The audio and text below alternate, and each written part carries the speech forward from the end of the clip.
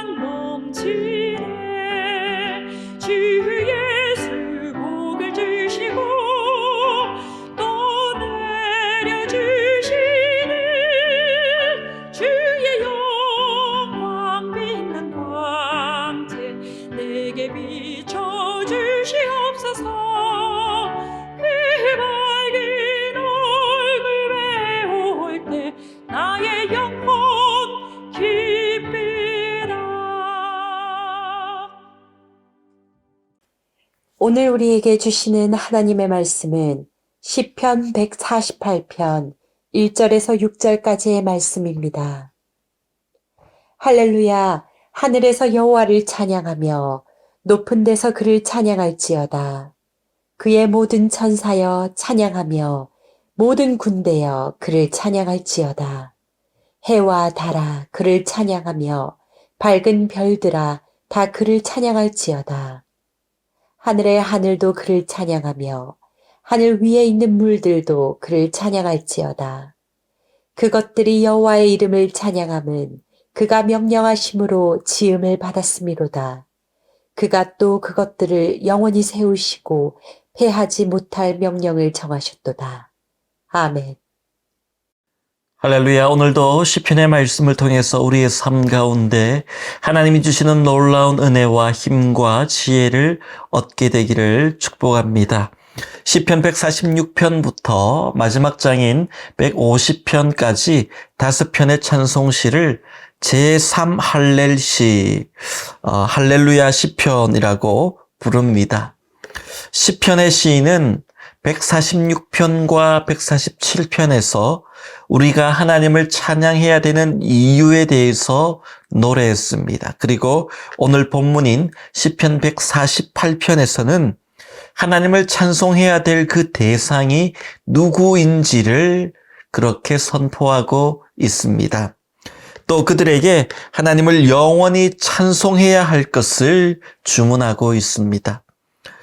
하나님을 찬양하는 일에는 예외이거나 제외되는 대상이 아무도 없다라는 것을 오늘 본문을 통해 우리는 알게 됩니다.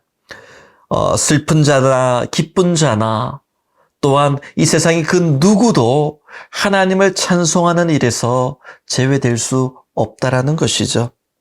시인은 오늘 본문 1절에서 6절까지의 말씀을 통해 먼저 하늘에서의 찬송, 그 찬양의 모습을 이야기합니다. 그리고 이어서 7절부터 끝절인 14절까지는 이 땅에서 하나님을 찬양하는 그 모습을 선포하고 있습니다.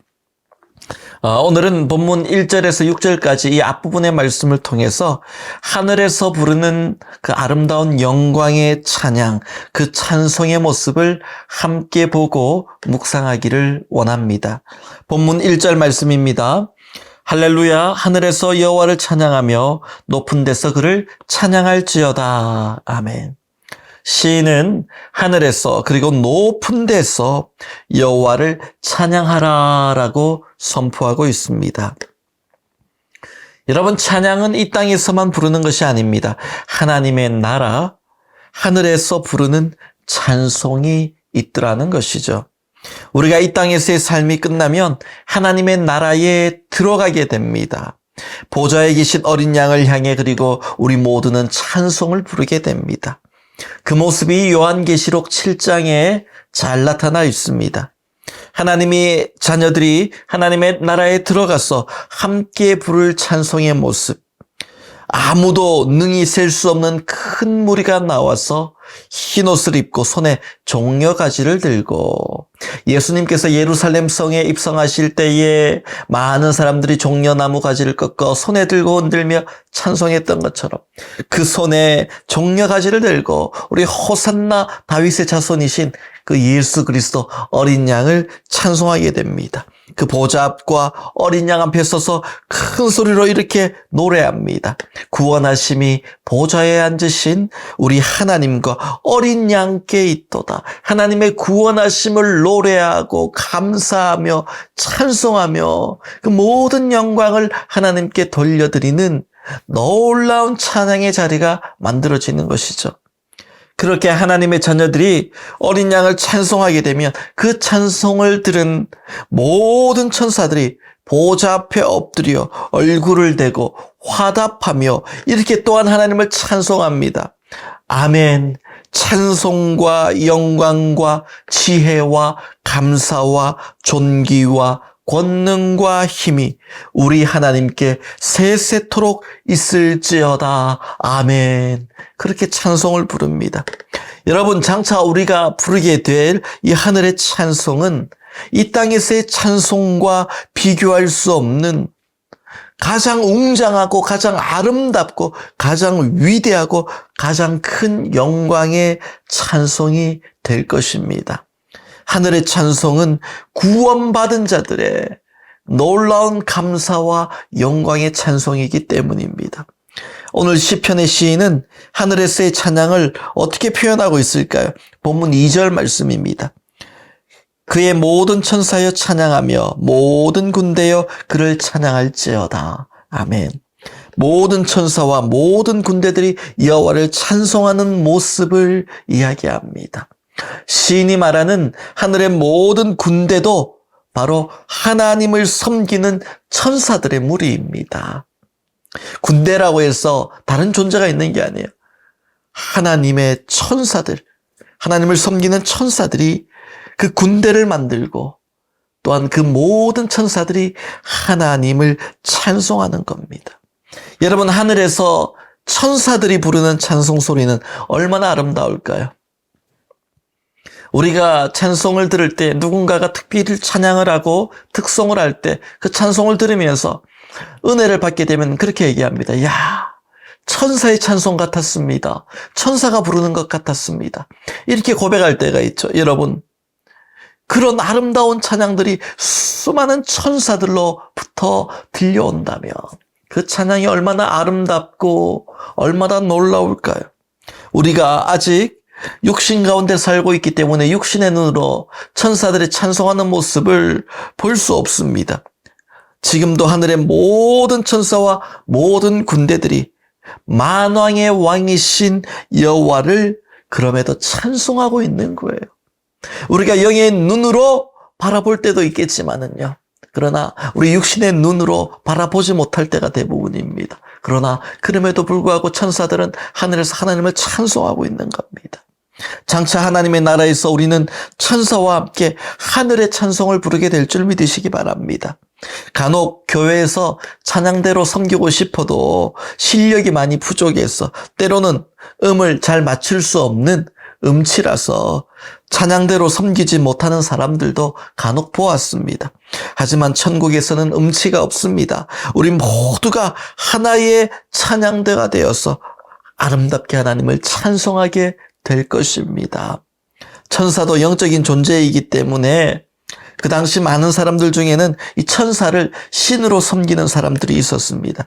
하지만 시편의 시인은 천사가 하나님을 찬송하는 그 모습을 선포하므로 우리가 찬송하고 섬겨야 할 대상이 천사가 아니라 천사도 찬송하는 그 하나님임을 선포하고 있는 것이죠. 또 본문 3절과 4절 말씀입니다. 해와 달과 달아 그를 찬양하며 밝은 별들아 다 그를 찬양할지어다. 아멘. 하늘도 그를 찬양하며 하늘 위에 있는 물도 그를 찬양할지어다. 아멘. 하늘의 해와 달과 별들을 향해 하나님을 찬양하라. 너희는 하나님을 찬양해야 된다. 그렇게 선포하고 있습니다.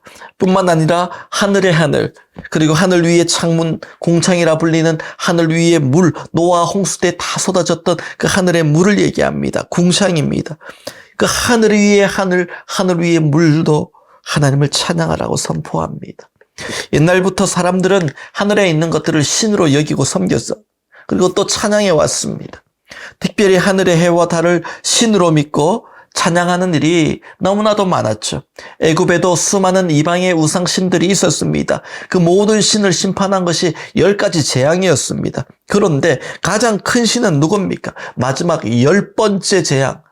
애굽의 장자 파라오 태양의 아들, 그 태양신을 죽이고 멸하는 심판이었습니다. 애굽의 왕을 태양의 아들이라 해서 바로 파라오라고 불렀습니다. 파라오는 사람이 아니라 신의 아들, 태양의 아들이라는 뜻입니다. 그래서 파라오가 죽으면 다시 신의 세계로 돌아간다고 믿었어요. 그래서 큰 피라미드를 그렇게 오랜 시간 동안 수많은 사람이 지었던 겁니다. 하지만 오늘 시편의 시인은 하늘의 해와 달과 별, 하늘의 하늘 위의 모든 것들, 그 모든 것들이 인간의 찬양을 받아야 될 대상이 아니라 그것 역시 하나님을 찬양하기 위해 하나님이 만드신 피조물이라고 선포합니다. 여러분, 우리는 누구를 찬송하고 무엇을 찬송하고 바라보아야 되는지 너무나도 중요한 이 문제를 기억하며 살아야 됩니다. 우리가 하나님을 찬양한다고 하면서 이 세상을 살면서 또다시 세상을 찬송하고 세상의 어떤 가치를 찬송하고 높이고 하나님처럼 섬기고 따르고 그것을 얻기 위하여 의지하는 그런 모습을 보이지는 않습니까? 그 모든 것들은, 이 하늘 아래에 있는 모든 것들은, 이 우주의 모든 것들은 하나님이 만드신, 그들도 하나님을 찬양해야 될 존재라는 겁니다. 우리가 찬양해야 될 존재가 아닙니다. 천사들도, 하늘의 해와 달과 별들도 하나님을 찬양해야 되는 이유가 무엇입니까? 본문 5절입니다. 그것들이 여호와의 이름을 찬양함은 그가 명령하심으로 지음을 받았음이로다. 아멘. 하늘에 있는 천사, 군대, 해와 달과 별, 하늘의 하늘 위의 물, 그 모든 것들이 하나님을 찬양해야 되면 하나님께서 그 모든 것들을 하나님의 명령, 말씀으로 지으셨고, 무슨 말입니까? 하나님이 만드신 피조물이기 때문이고 또한 그들에게 하나님을 영원토록 찬양하라고 명령하셨기 때문입니다. 이 땅의 모든 것들이 하나님을 찬양하라고 했습니다. 예수님께서는 이 땅의 돌들에게도 여호와를 찬양하라고 말씀하셨습니다. 본문 6절 말씀입니다. 그가 또 그것들을 영원히 세우시고 패하지 못할 명령을 정하셨도다. 온 우주와 셀 수 없는 많은 하늘의 별들이 매일 어떤 질서와 규칙 속에서 완벽하게 맞아 돌아가는 것을 우리는 보게 됩니다. 여러분, 우리가 셀 수 없는 별들이 이 우주에 얼마나 많습니까? 그런데 어떤 질서 속에서 완벽하게, 어떤 규칙에, 어떤 하나님의 계획과 뜻이 있다는 것을 우리가 그 안에서 보게 되는 것이죠. 여러분, 우리가 움직이는 것들을 가져와서 하나, 둘, 셋, 넷, 그것이 10개, 20개가 되면 한 번에 그것을 통제할 수가 없어요.